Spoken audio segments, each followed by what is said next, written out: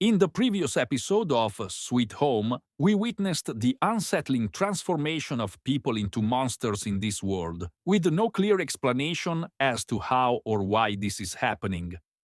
Amidst this chaos, a group of survivors is trying to stay alive in a building, including the protagonist, Yusu. Unfortunately, Yusu's luck takes a turn for the worse as he too begins to transform into a monster.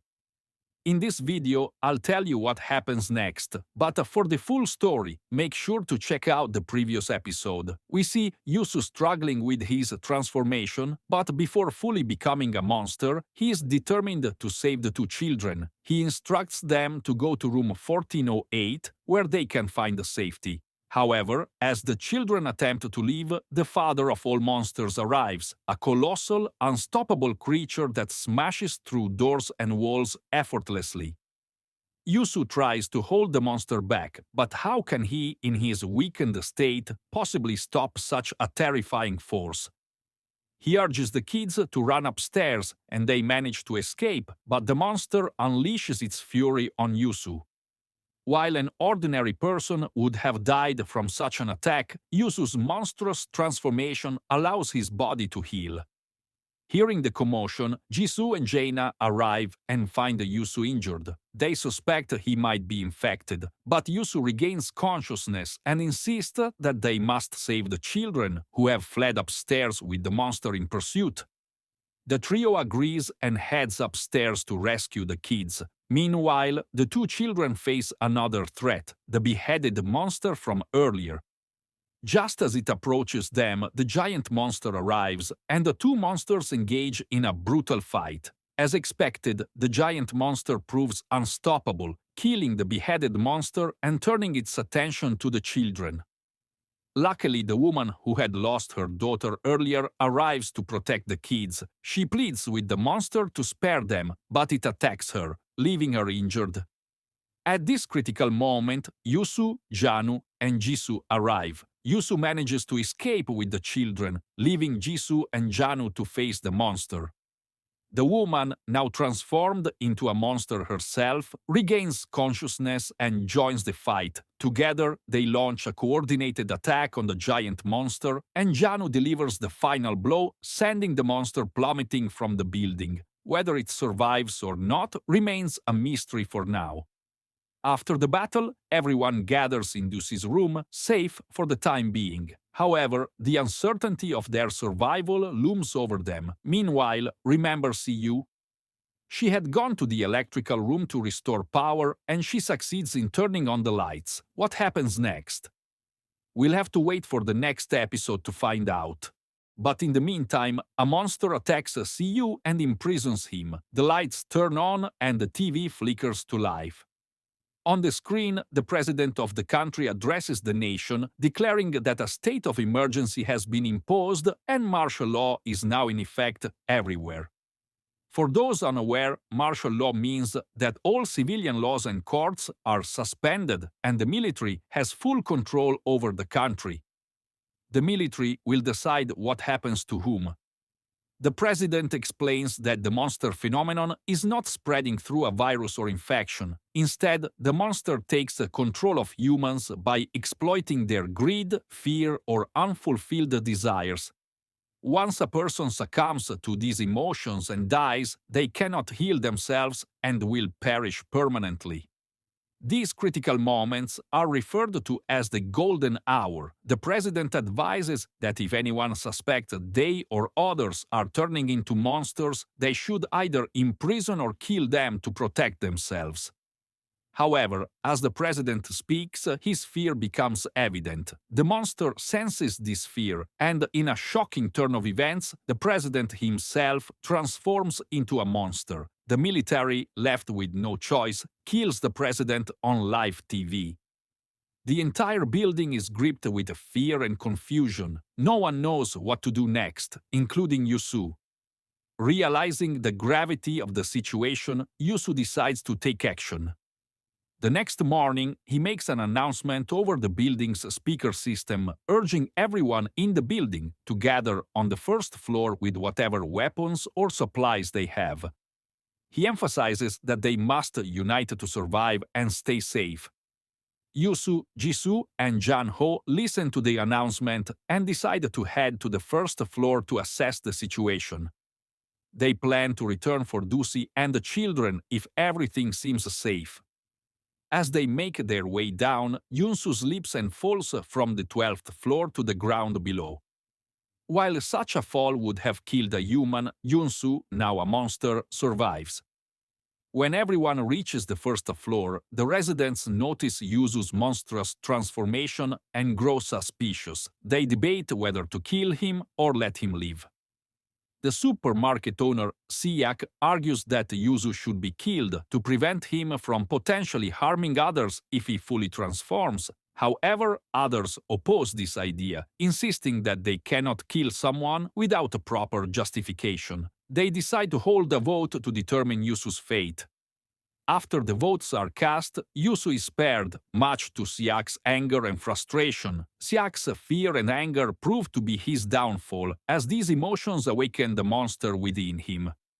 Realizing the danger, the group decides to lock both Yusu and Siak in a room to prevent them from harming anyone. Meanwhile, Junsu secretly devises a plan to escape, though no one knows what his plan entails or how it will unfold. The tension rises as the survivors brace themselves for the challenges ahead, unsure of who will survive and what horrors await them next. Down in the electrical room, we see a monkey monster relentlessly pursuing Siu. The monster is determined to attack her, but Siu, being a former firefighter, manages to escape. As she catches her breath, she realizes that Inu had knowingly sent her to the basement, fully aware that a monster was lurking there. Furious, Seo confronts Inu, demanding to know how she could do such a thing. Inu calmly explains that she has a plan and needs Siu's support to execute it. Siu reluctantly agrees, realizing she has no other choice. Meanwhile, everyone is gathered downstairs, including Joji, the man who was earlier locked in his room by Sang-wook. Sang-wook, still searching for Joji, finds him and begins to beat him mercilessly.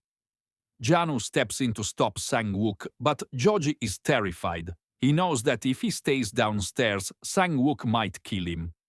In a desperate attempt to save himself, Joji starts lying, claiming that he is on the verge of turning into a monster and should be imprisoned with Yusu.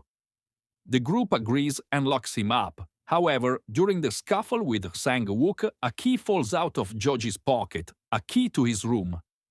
Why Sang-wook wanted this key and why he has been so fixated on Joji from the beginning remains a mystery. As the story progresses, Inu's plan comes into focus. She has discovered that the weapon Yusu possesses was crafted by the man from room 1408. This means the man has the ability to create more weapons, potentially arming the entire group to defend themselves against the monsters. However, someone needs to go upstairs to retrieve the man, and Yusu is the only one capable of facing the monsters head-on. Inu tells Yusu that if he wants to stay with the group, he must prove his worth by completing this dangerous mission. Reluctantly, Yusu agrees and begins his ascent. Sang-wook, still fixated on Joji, heads to his room, possibly searching for something important. Sony, witnessing all of this, is deeply troubled. She confronts Inu, questioning how she could send Yusu to what seems like certain death. Inu coldly explains that Yusu is a monster now, and his transformation makes him their most powerful weapon. Sony is left conflicted, unsure whether to agree with Inu's ruthless logic or stand against it. The tension continues to rise as Yusu ventures upstairs. Sang-wook's motives remain unclear, and the group struggles to survive in a world where trust is scarce and danger lurks around every corner. What will happen next? The story is far from over. All the people here can become a monster at any time. We should not trust anyone. We should take advantage of those who are becoming monsters so that they work for us. Hearing all this, Siu feels very bad.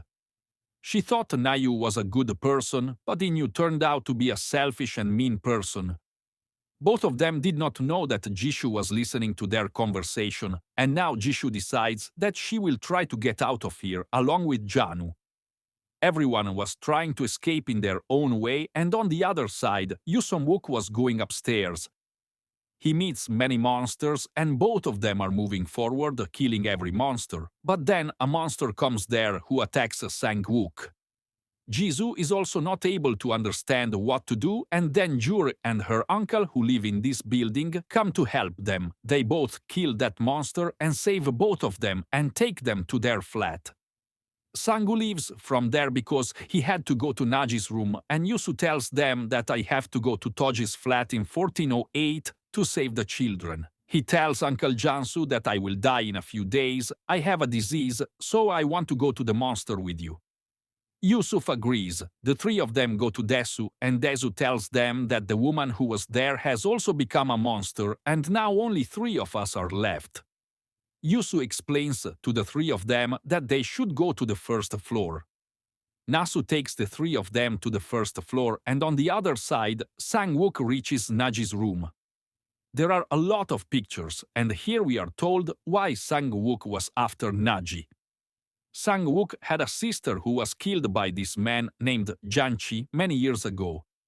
The law did not find any evidence against him, so Janchi got away, and from then till now, whom was Sang-woo after, so that he can get the proof and take his revenge from Janchi, and finally he gets his sister's photo as proof, and now he is going down to kill Janchi.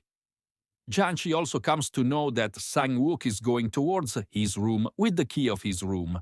He has gone, and now he also has to be ready for Sang-wook. He tells everyone that I am not a monster. Look, my village is also not getting filled. Everyone thinks that maybe he had misunderstood. Yochi comes out from there, and when Sang-wook comes down, Yochi attacks him. But Sang-wook was not an ordinary person, he was very powerful, and secondly, he himself was going to become a monster. Sang-wook recovers from Yochi's attack, and after that he kills him and takes revenge for his sister. But this was not enough. He takes Yochi's body and leaves it near the monster so that the monster can kill him by torturing him. Now the purpose of Sang-wook's life was fulfilled. He did not want people to suffer because of him, so he decides that he will stay outside. But Janu, who was the best person here, did not want Sang-wook to die outside. He had come to know that whatever Sang-wook was doing, he was doing it to take revenge for his sister, and Yeonchi was not a good person but a bad person. He saves Sang-woo. He brings Sang-woo inside. Now the remaining people are together. Nasi has also come down, and Doi-sik is also surrounding the whole building. He is making weapons for everyone. He is making shelters in the whole building so that no one can enter inside. No monster of any kind can come inside. They don't know how long they have to live like this. Will someone come to save them or no one? No one knows anything. And the conditions outside were also not good, because we are shown that not only humans but even monsters are not safe outside, because you must remember that giant monster, he is still alive, and that human monster is moving ahead, killing everyone who comes in front of him, and his victims are the people present in this building. Now think, what kind of a world is this, where one can neither stay inside, because the fear, anger, hatred or greed inside the people inside can turn them into monsters at any time, and one can't go out because there is a giant monster roaming outside due to which one can't go out. Humans are safe, neither monsters. In such a situation, how will the people of this building survive? And in the middle of all this, the mastermind was Ink. Yusuf wanted to make Ink his weapon.